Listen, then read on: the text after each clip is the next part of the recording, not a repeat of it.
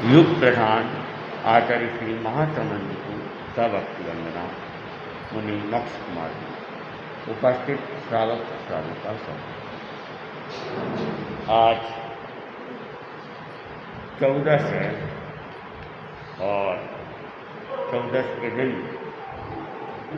तेरापन धर्म संघ में हाजिरी का वाचन होता है। आज मैं हाजिरी का वाचन कर रहा हूँ। सर्व साधु साध्या, 5 महाव्रत, 5 समिति और 3 भक्ति की अखंड आराधना करें। ईर्या भाषा ऐष्णा में विशेष सावधान रहे। चलते समय बात न करे, सावध्य भाषा न बोले। आहार पानी पूरी जांच करके ले। शुद्ध आहार भी दाता का अभिप्राय देखकर हठ मनुवार से ले। वस्त्र पात्र आदि लेते व रखते समय तथा पूंजने व परतने में पूर्ण सावधानी बरते। प्रतिलेखन व प्रतिक्रमण करते हुए बात न करे। तो मर्यादा के क्रम में सबसे पहले ये जो मर्यादा है, ये भगवान महावीर द्वारा स्थापित मर्यादा है और ये संपूर्ण जैन परंपरा में पालनीय मर्यादा है। चाहे श्वेतांबर हो चाहे दिगंबर, 5 महाव्रत, 5 समिति और 3 गुप्ती, ये 13 नियम तो सभी जैन साधु साध्वियों के लिए अनिवार्य रूप से पालने होते हैं। भिक्षु स्वामी ने सूत्र सिद्धांत देखकर सम्यक श्रद्धा और आचार की परिकल्पना की। त्याग धर्म, भोग अधर्म, व्रत धर्म, अव्रत अधर्म, आज्ञा धर्म, अनाज्ञा अधर्म, असंयति के जीने की वांछा करना राग, मरने की वांछा करना द्वेष, संसार समुद्र से उसके तरने की वांछा करना वीतराग देव का धर्म है। तो भिक्षु स्वामी ने सूत्र और सिद्धांत को देखकर सम्यक श्रद्धा और आचार की परिकल्पना की और उसके लिए उन्होंने धर्म की छोटी छोटी परिभाषाएं दी। और इसलिए दी कि उस समय भोग में भी धर्म बताया जा रहा था, औरत में भी धर्म बताया जा रहा था। इसलिए आचार्य भिक्षु ने पुनः भगवान महावीर के मौलिक धर्म को स्थापित करते हुए इन मर्यादाओं को स्थापित किया। भिक्षु स्वामी ने न्याय, समविभाग और समभाव की वृद्धि के लिए तथा पारस्परिक प्रेम, कलह निवारण और संघ की सुव्यवस्था के लिए अनेक प्रकार की मर्यादाएं की। और आचार्य भिक्षु ने 13पन धर्म संघ के संगठन व्यवस्थित बना रहे, उसके लिए जो मर्यादा की, उसका जो उद्देश्य था, वह उद्देश्य था कि संघ के अंदर जो भी साधु हैं उन सबको न्याय मिले, सबको समविभाग मिले, सब में समान भाव की, समता भाव की वृद्धि होती रहे और परस्पर एक दूसरे में प्रेम बना रहे और कोई कलह हो तो उसका निवारण हो जाए और संघ की सुव्यवस्था बनी रहे। इन सब बातों को, इन सब उद्देश्य से धर्म संघ की मर्यादाओं का निर्माण किया। और उन्होंने लिखा, सर्व साधु साध्या एक आचार्य की आज्ञा में रहे। विहार चातुर्मास आचार्य की आज्ञा से करे। अपना अपना शिष्य शिष्याएं न बनाए। आचार्य भी योग्य व्यक्ति को दीक्षित करे। दीक्षित करने पर भी कोई अयोग्य निकले तो उसे गण से अलग कर दे। आचार्य अपने गुरु भाई या शिष्य को अपना उत्तराधिकारी चुने, उसे सब साधु साध्वियां सहर्ष स्वीकार करें। तो ये 13पन धर्म संघ की 5 मौलिक मर्यादाएं हैं। गण की एकता के लिए यह आवश्यक है कि उसके साधु साध्वियों में सिद्धांत या परिकल्पना का कोई मतभेद न हो। इसलिए भिक्षु स्वामी ने कहा, कोई श्रद्धा आचार कल्प या सूत्र का कोई विषय अपनी समझ में न आए अथवा कोई नया प्रश्न उठे, वह आचार्य व बहुश्रुत से चर्चा जाए, किंतु दूसरों से चर्च कर उन्हें शंकाशील न बनाया जाए। आचार्य व बहुश्रुत साधु जो उत्तर दे वह अपने मन में जचे तो मान ले, न जचे तो उसे केवली गम्य कर दे, किंतु गण में भेद न डाले, परस्पर दलबंदी न करे। तो गण की एकता के लिए ये आवश्यक है कि सिद्धांत में और परुपणा में कोई मतभेद नहीं हो। जितने भी 13 पंथ के साधु साध्य हैं, सैद्धांतिक मामलों में उनका उत्तर एक ही होना चाहिए। ऐसा नहीं कि मैं कुछ और कहूँ, दूसरे संत कुछ और कहे, तो सिद्धांत जो है या हमारी परंपरा जो है उसमें फिर एक विवाद खड़ा हो सकता है। तो संघ की एकता के लिए सिद्धांत और परुपणा का एक होना भी जरूरी है, और इसलिए श्रद्धा, आचार और कल्प और सूत्र का कोई भी विषय, उसमें अगर कोई नया प्रश्न भी उठ जाता है या अपनी समझ में नहीं आता है, तो फिर उसके लिए आचार्य प्रवर के सामने उस बात को रखा जाए और उससे समाधान प्राप्त करें, या बहुश्रुत साधुओं के सामने उस बात को रखा जाए। लेकिन जो नया प्रश्न उठा है उसे अन्य साधुओं में उस प्रश्न को उपस्थित करके उन्हें शंकाशील बनाने का प्रयत्न नहीं करना चाहिए, और गण में किसी भी प्रकार से भेद डालने का, टकराव पैदा करने की बात भी नहीं करनी चाहिए। गण की अखंडता के लिए आवश्यक है कि कोई साधु साध्वी आपस में दलबंदी न करे। इसलिए भिक्षु स्वामी ने 45 के लिखत में कहा, जो गण में रहते हुए साधु साध्वियों को फंसाकर दलबंदी करता है वह विश्वासघाती और बहुल कर्मी है। आचार्य भिक्षु में लिखा है कि अगर कोई दलबंदी करता है, गुटबंदी करता है, तो वह क्या है, एक तो विश्वासघाती है, संघ को धोखा दे रहा है, और दूसरा बहुल कर्मी है, बहुत कर्मों का उपार्जन करने वाला है। स्वामी जी ने स्थान स्थान पर दलबंदी पर प्रहार किया है। 50 के लिखत में उन्होंने लिखा है, कोई साधु साध्वी गण में भेद न डाले और दलबंदी न करे। स्वामी ने चंद्रभान जी और त्रिलोकचंद जी को इसलिए गण से अलग किया कि वे जो साधु आचार्य के सम्मुख थे उन्हें विमुख करते थे, छिपे छिपे गण के साधु साध्वी को फोड़ फोड़ कर अपना बना रहे थे, दलबंदी कर रहे थे। हमारा यह प्रसिद्ध सूत्र है, जिल्लो ते संयम ने पिल्लो। गण में भेद डालने वाले के लिए भगवान ने 10वें प्रायश्चित का विधान किया है। तो चंद्रभान जी और त्रिलोक जी, इन दो संतों को आचार्य भिक्षु ने संघ से अलग कर दिया, और उस समय अलग किया जब साधु साध्वियों की संख्या भी बहुत कम थी, ज़्यादा तो संख्या थी नहीं, और उसमें भी इन दो संतों को एक साथ अलग करना। लेकिन उसका कारण था कि वे संघ में क्या कर रहे थे, भेद डाल रहे थे और दलबंदी कर रहे थे। आचार्य के जो सम्मुख थे उन्हें आचार्यों से दूर करने का प्रयत्न कर रहे थे। तो जो ये दलबंदी है, गुटबंदी है, उसके लिए कहा गया जिल्लो ते संयम ने पिल्लो। ये दलबंदी संयम जीवन के लिए घातक है, और यहाँ तक कि भगवान महावीर ने भी गण में भेद डालने के वाले के लिए 10वें प्रायश्चित का विधान किया। 10वां प्रायश्चित विधि के अंदर सबसे बड़ा प्रायश्चित है, नई दीक्षा से भी बड़ा प्रायश्चित है 10वां प्रायश्चित। उसमें नई दीक्षा तो आती ही है, लेकिन नई दीक्षा के अलावा भी अनेक प्रकार से उसकी अवहेलना भी इस प्रायश्चित में की जाती है।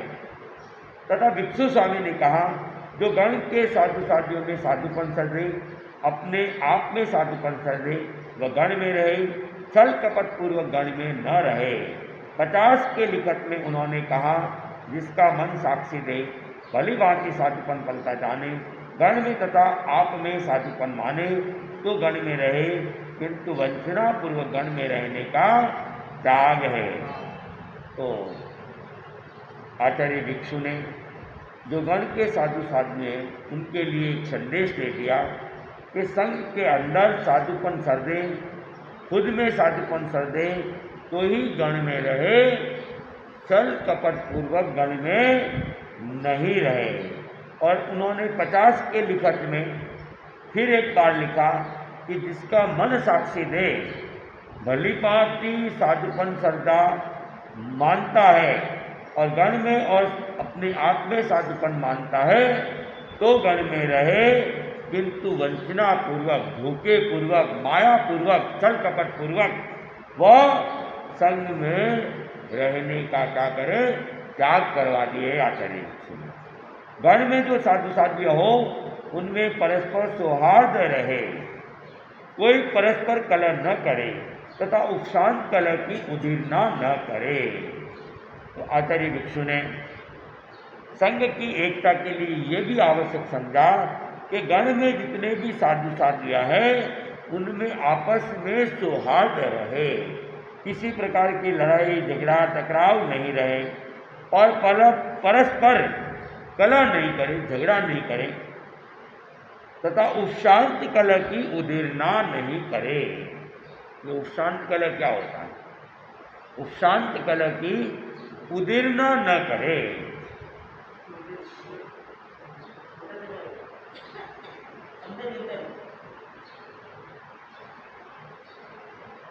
जो कलह किसी कारण से पहले हो गया है और उस बात को समाप्त कर दी गई है, उसके बारे में प्रायश्चित दे दिया गया है और अब उसका कोई मैटर नहीं रहा, वो उपशांत हो चुका है, उसको शांत कर दिया गया। अब उस कलह को आगे कोई बात हो जाती है तो पुरानी बातों को ला लाकर उस कलह को और ज़्यादा भड़काया नहीं जाए। अनेक बार व्यक्ति की स्वभाव होता है, झगड़ा तो आज का है, लेकिन आज के झगड़े में पीछे कब क्या क्या किया है उस सब को घसीट के उस झगड़े को और ज़्यादा बढ़ावा दे देता है। तो इसलिए कहा गया कि जो उपशांत कर चुके हैं उन कलह को अब रिपीट करने की जरूरत नहीं है। इसलिए भिक्षु स्वामी ने कहा, गण के किसी साधु साधु के प्रति अनास्था उपजे, शंका उपजे, वैसी बात करने का त्याग है।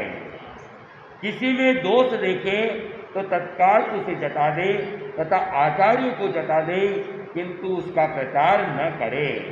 दोषों को चुन चुनकर इकट्ठा न करे। जो जान पड़े अवसर देखकर तुरंत जता दे, वह प्रायश्चित का भागी है जो बहुत समय बाद दोष बताए। विनित अविनित की चौपाई में उन्होंने कहा है, दोष देखे किन्हीं साध में तो कह देनो दिल ने एकन, जो माने नहीं तो कहनो गुरु कने, ते श्रावक छे बुद्धिवंत सुविनित श्रावक कहवा। प्रायश्चित लड़ाई ने शुद्ध करे फिर न कहे औरा पास, ते श्रावक गिरवा गंभीर थे वीर बखानिया तास, सुविनित श्रावक कहवा।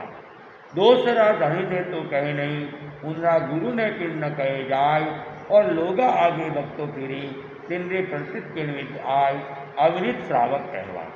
तो आचार्य भिक्षु ने जो गण में दोषों को चुन चुन कर इकट्ठा करता है, अवसर देखकर उसे बताने के लिए वह उसे इकट्ठा करता है, तो उसको स्वयं तो प्रायश्चित का भागी बनाए, तत्काल बता दे। अगर कोई गलती है तो उसे तत्काल बता दे, लेकिन समय आएगा तब बताऊंगा। तो आचार्य भिक्षु कहते हैं कि वह इकट्ठा करने वाला उससे बड़ा दोषी है और वह स्वयं पहले प्रायश्चित का भागी है, जिसने दोषों को क्या किया है, इकट्ठा किया है। और इसलिए उन्होंने विनित अविनित की चौपाई के अंदर कहा है और साथ साथ में श्रावकों को के लिए भी संदेश दिया है कि किसी साधु साध्वी को जाति आदि को देखकर ओछी जबान न कहें, आपस में मनमुटाव हो वैसा शब्द न बोले, एक दूसरे में संदेह उत्पन्न करे तथा गण और गणित की गुण रूप वार्ता करे। कोई गण तथा गणित की उतरती बात करे उसे टोक दे और वह जो कहे उसे आचार्य को जता दे। कोई उतरती बात करता है, कोई उसे सुनता है, वे दोनों अविनित है। विनित वह होता है जो आज्ञा को सर्वोपरि मानता है।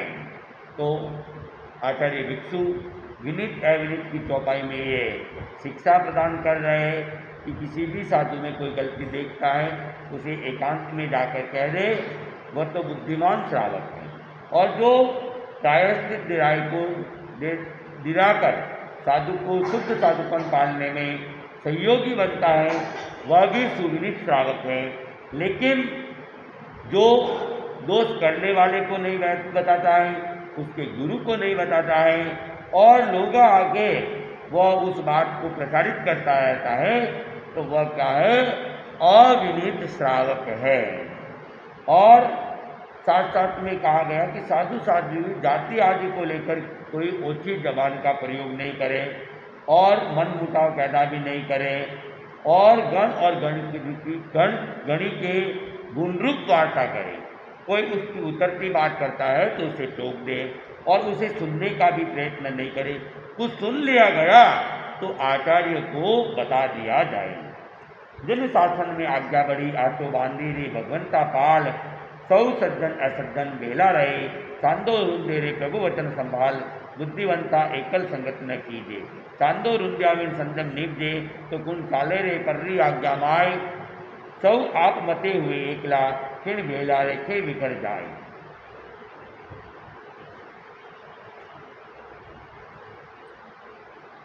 भगवान ने कहा, चैत्य देहम नौ धम्म शासनम, मुनि शरीर को छोड़ दे किंतु धर्म शासन को न छोड़े। जयाचार्य ने उसे पुष्ट करते हुए लिखा, नंदन वन भिक्षु गण में बसोरी, जी प्राण जाए तो पग न खसोरी, गण माहे ज्ञान ध्यान सोबेरी है जी, दीपक मंदिर माहे जिसोरी, तालो कन्नो न बनवो सोबेरी है जी, नाक बिना ओ मुखरो जिसोरी, भाग्य भले भिक्षुगण पायोरी है जी, रतन चिंतामणि फिर नहीं सोरी, गणपति को प्यारी गाड़ा रोरी है जी, संसित शासन माए लसोरी। तो आचार्य जयाचार्य ने भी यहाँ पर कहा कि संग में इस प्रकार रहे कि हमारा शरीर छूट जाए लेकिन हमारा ये संग धर्म शासन नहीं छूटना चाहिए। और इसे पुष्ट करते हुए उन्होंने कुछ पद्य लिखे जिसमें कहा कि ये संग तो कैसा है, नंदन वन जैसा है और गण के अंदर रहकर ही जो साधना की जाती है उसका ज्ञान ध्यान सब शोभायमान होता है। जैसे मंदिर के अंदर रखा हुआ दीपक शोभायमान होता है और मंदिर के अंदर रखे हुए दीपक की ज्योत को लोग क्या करते हैं, हाथों से लेकर सिर पर चढ़ाते हैं और उसे सम्मान देते हैं। लेकिन तालोकर न बनवो सोबेरी, और तालोकर होना ये शोभायमान बात नहीं है।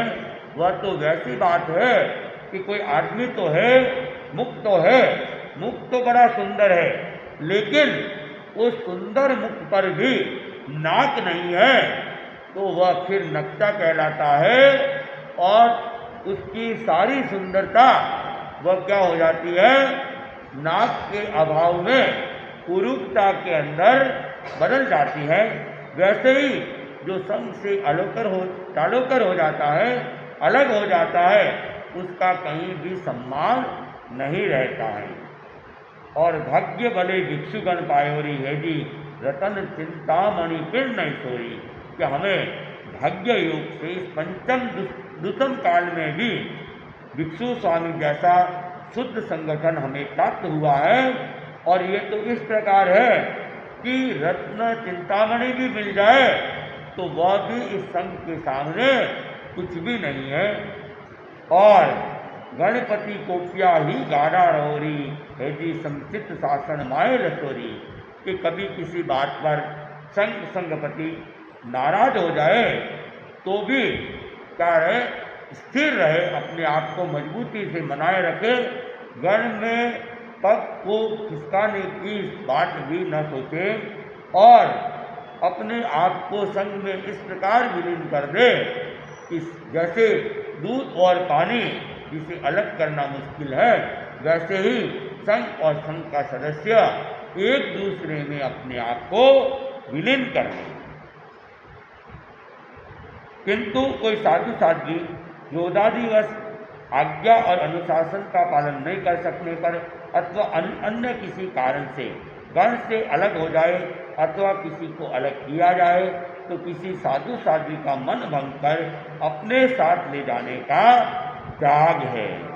तो ये एक कि किसी कारण से क्रोध के आवेश में वह आज्ञा अनुशासन का पालन नहीं कर सकता है और वो अगर संघ से अलग होने की उसने सोच लिया है तो दूसरे साधु साध्वियों का मन भंग करके उसके साथ ले जाने का भी त्याग करवाया गया है। कोई जाना चाहे तो भी उसे साथ ले जाने का त्याग है। और कोई कहता है नहीं आपने नहीं कहा है लेकिन फिर भी मैं आपके साथ में चलता हूँ, तो वैसी स्थिति में भी उसे अपने साथ ले जाने का भी आचार्य भिक्षु ने त्याग करवा दिए। गण के साधु साध्वी की उतरती बात करने का त्याग है। जो गण में साधु साध्वी है उसकी कोई उतरती बात नहीं करे, बात ही करनी है किसी की तो उनके गुणों की बात करे, उनकी अच्छाइयों की बात करे, दोषों की बात नहीं करे, उसके भी त्याग करवा देंगे। अंश मात्र भी अवर्णवाद बोलने का त्याग है। तो किसी के बारे में अंश मात्र भी थोड़ा बहुत भी जो बात नहीं कहनी चाहिए वैसी बात करने का क्या करवाया गया है, त्याग करवाया। और छिपे छिपे लोगों को शंकाशील बना गण के प्रति अनास्था उपजाने का त्याग है। और छिप छिप कर लोगों के मन में, साधुओं के मन में, साध्वियों के मन में, श्रावक श्राविकाओं के मन में शंका पैदा कर उन्हें संग से अनास्था, उनकी श्रद्धा को हटाने का प्रयत्न करने का भी त्याग करवाया गया। तथा वस्त्र, पात्र, पुस्तक, अन्य आदि गण के होते हैं, इसलिए उन्हें अपने साथ ले जाने का त्याग है। जितने भी उपकरण वगैरह है वो किसके, संघ के। तो जब संघ से अलग होकर जाते हैं तो उन्हें अपने साथ ले जाना, उसके भी क्या करवाए गए, त्याग करवाए गए। गण के बहिष्कृत या बहिर्भूत व्यक्ति के प्रति हमारा क्या दृष्टिकोण होना चाहिए, उसे स्पष्ट करते हुए भिक्षु स्वामी ने लिखा है, गण से बहिष्कृत या बहिर्भूत व्यक्ति को साधु न समझा जाए, चार तीर्थ में न गिना जाए, साधु मान वंदना न की जाए, श्रावक श्राविकाएं भी इन मर्यादाओं के पालन में सजग रहे। तो कोई गण से अलग हो गया है या किसी को गण से अलग कर दिया गया है, दो बातें, एक तो खुद संघ से अलग होता है और एक संघ से अलग स्वयं आचार्य इत्यादि करते हैं, दोनों में थोड़ा फर्क रहता है। तो दोनों ही स्थिति में बहिष्कृत हो या चाहे बहिर्भूत हो, उसे साधु नहीं माना जाए, चार तीर्थ में भी नहीं गिना जाए।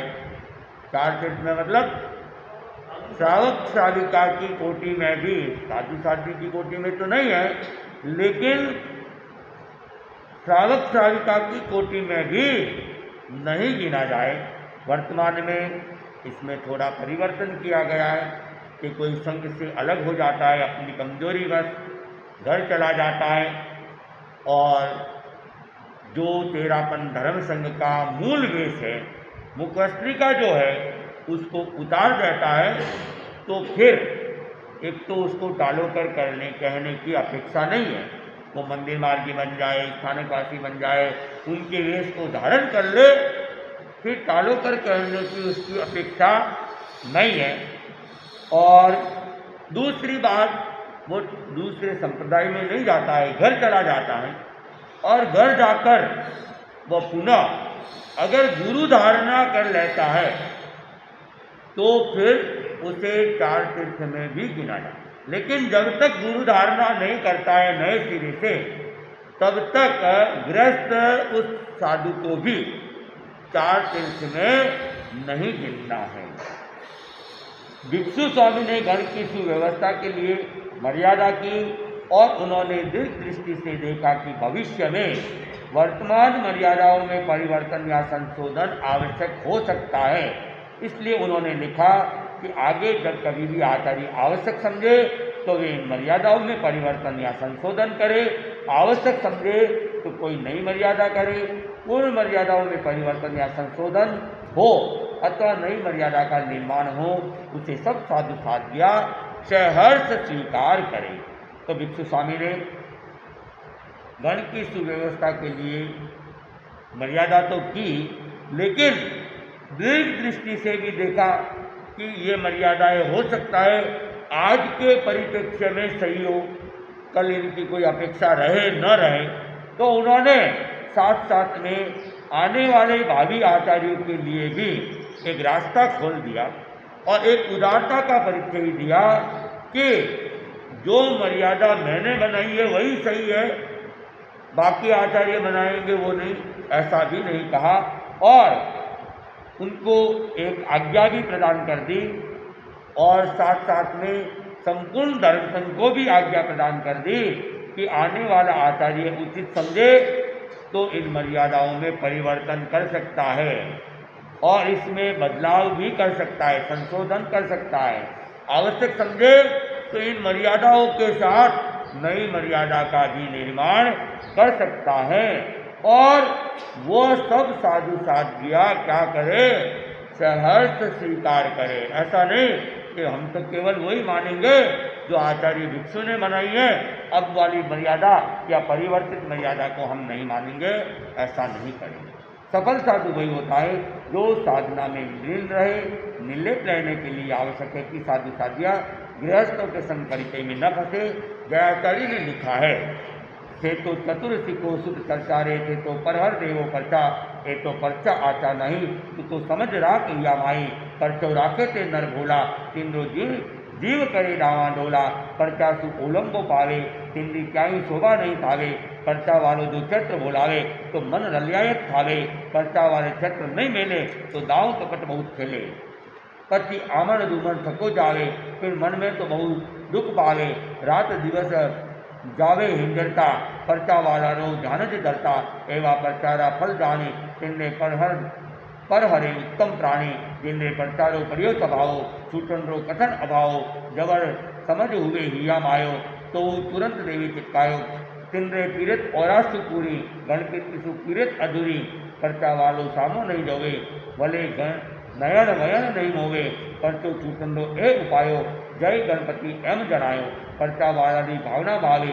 जाने दर्शन करवा कर आवे, आया देख ये अति हर्षे, जाने नवरी नगने करके, उगनी से वर्ष उगनी से, मिक्सर विद सातम दिवसे, कथम मर्यादा दिन सुखदायो, परचा ने जय जस ओढ़कायो। तो जयाचार्य ने इस मर्यादावली के साथ में एक पर्चे की संबंधित की टीका को भी जोड़ दिया। ये एक संग परिचय है, एक आसक्ति का कारण है, क्षेत्र से हो चाहे किसी व्यक्ति विशेष से हो। तो जयाचार्य ने लिखा कि किसी भी प्रकार से हम किसी से परिचय नहीं रखे, मोहजनक परिचय नहीं रखे, संपर्क नहीं रखे, क्योंकि ये परिचय ये साधना में बहुत बड़ा घातक है।